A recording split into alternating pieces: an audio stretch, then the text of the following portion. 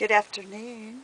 I want to show my first mini album that I created about 2 years ago for my mother-in-law, and I never got a chance to make a video of it or even a photo, and she never put pictures in it, so she let me bring it home with a shoebox of old photos to go through and pick, and I scanned and cropped and did the favorite pictures that I found. I think it turned out just adorable. I can't wait to give it to her, but I want to do my video first, so here it is. It has a chipboard cover that is painted with a couple of apple barrel colors, uh, metallic pure gold, brown, and bronze. I just sponge painted, and I used the chipboard piece from the Recollections kit. They have several of these kits that has different shapes in it and stuff, so I picked that shape, and it turned out adorable. And it is the album itself. I used envelopes, long envelopes, 6 of them. And the paper is DCWV's, the Blossom Song stack. Beautiful paper. I got to get another stack now because I've used a lot of it. It is a beautiful. I want to make something else with it. So I will be getting another one because it's just beautiful paper, strong, thick. Just love them, glittery. And I cut out all the flowers with using the paper. And they're shabby and just gorgeous, I think. I did not ink them because the ink would show the flaws, I guess. And I wanted it to be shabby and look antiqued, I guess. I don't know. But each flower, I have beads and buttons and in the centers of them. That's turned out too cute. And I have a teapot and teacup little buttons here. And a little family emblem that came from the dollar bin at Michael's. And I bound the book, which is actually has its own binding, the envelope, the way I did it. But I put this over it. It had the holes with seam binding that I dyed with pink and green shimmer from Recollections. Sprayed my seam binding. I love the results of that. And I made a little charm dangle with a few charms, the Eiffel Tower and teapot with a little pearl in the middle. Cute. And I intend for the book to stand up on a shelf, not lay down, so it can hang there. And it's just adorable. From the first page, on most of them I made excuse me, I made tags, put flowers on them, and she can journal on the back. I just left them plain, or we can add extra photos, whatever she wants to do along the way to add more photos. And this page just found some pictures of her when she's very young. This one is her mom and her, and these are her when she's younger and her dad.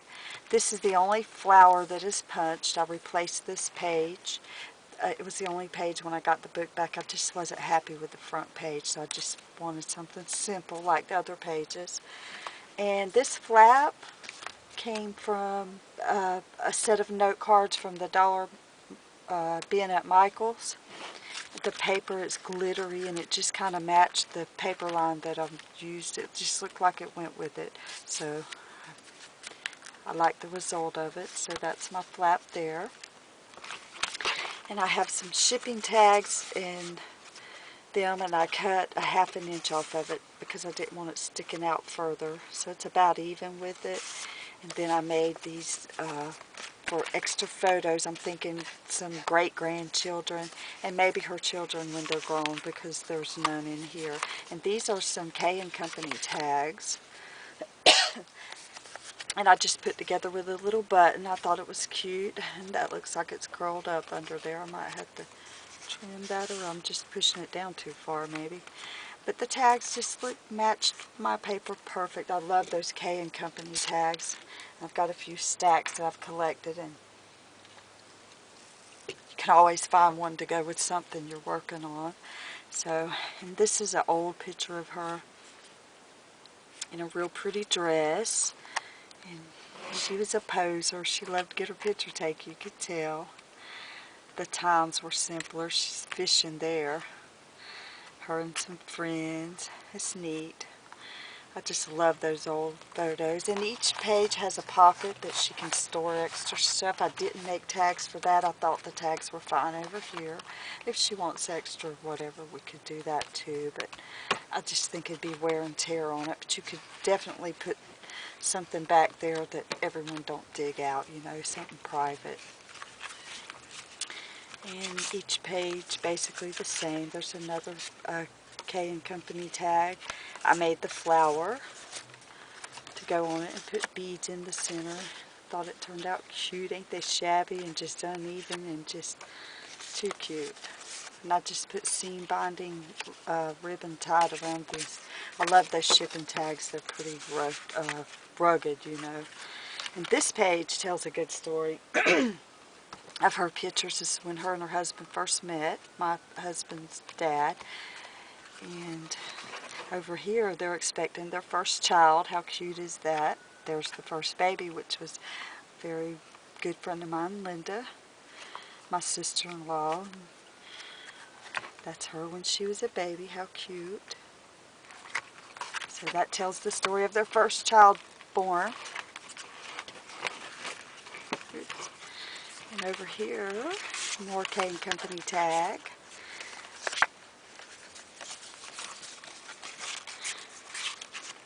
Yep. Just think it looks shabby and cute. There's another picture of her in a dress. And this is where they have more children. This is their second baby and their firstborn one. She's a little bigger there. Once you have one child, it's very rare to take a picture with just the baby. You know, all of them want to get in it. I've noticed with the photos. So with each child, there's really not going to be one with them with their parents alone. Very rare kind of when they're babies, I guess. But here is one. My husband and his dad is the youngest one I could find. Excuse me. They're in the snow. I just think those pictures were adorable. And who wouldn't love to have that? And this one is of, looks like in the 70s. And this is her family, her dad and his sisters and her best friend Helen and their babies. I think she said this one was in France. And that's what the journaling cards are for her to, you know, journal and tell about these photos. So I made sure, I want her to know that's what the tags are for, write about the photos.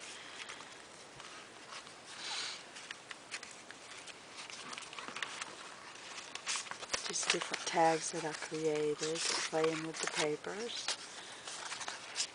Thought that was cute, so I just made it into a tag. It's a good journaling spot. This little butterfly is from the Dollar Bin, as is this. Is not from the Dollar Bin, but it's from the, what's it called? They're $1, Studio G.